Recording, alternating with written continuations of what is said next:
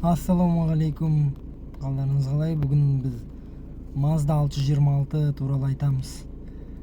Жолдың ортасында алдында Астанада періп келатқам ғой. Келаттым, бір кезде машина тұрады, тартпай қалады, сөніп қалады. Оң жаққа қаратай берем, тоқтайым, аварийка артымда еще бір хорошо, что жол жуатын бір машина келатты да, сол халықтың ашуын тигізген жоқпын. Сөйтіп алдындағы индрайверға заказ бердім, трос бар, сүйреп апаратын адам бар ма деп үйдің қасына сүйреп әкелдім. Содан кейін басталды ал жөндеу. Не істегенім қазір көресіздер. Каналға қалай не болып қалуы мүмкін жолдың ортасында, соны көресіздер. Енді каналға бірінші тіркеліп кетіңіздер, лайк пен комментарийді енді қарап не ойлайсыздар сол туралы жазып кетерсіздер.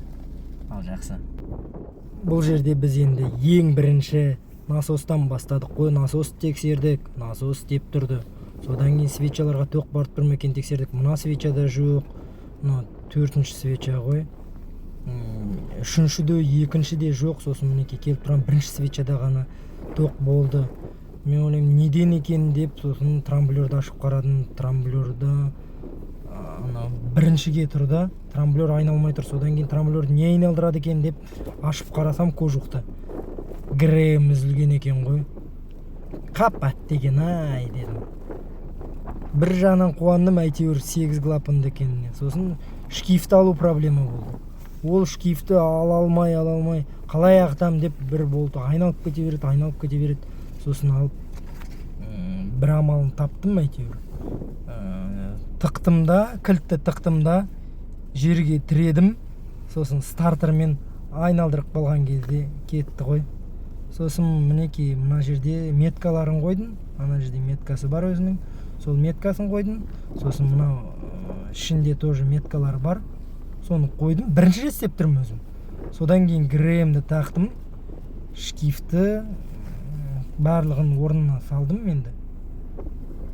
Содан кейін бірақ қалып қойды да несі, шкифтің артында тұратын шкифтпен жаңағы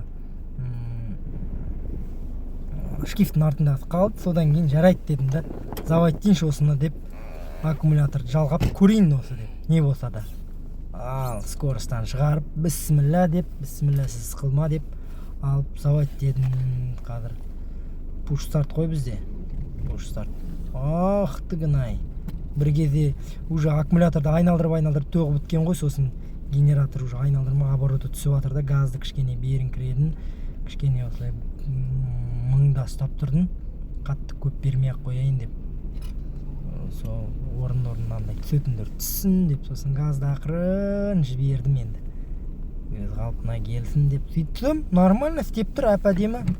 Сосын енді сыртқа барып тексермеймін ба, қалай істеп тұр екен, шынымен жақсы ма деп қараймын. Барлығы жақсы сияқты. Мыналарды енді тапса көріп тексеріп қойғаннан кейін қараймын, бәрі айналып тұр, шиқыл жоқ, мотор ровно, әп-әдемі.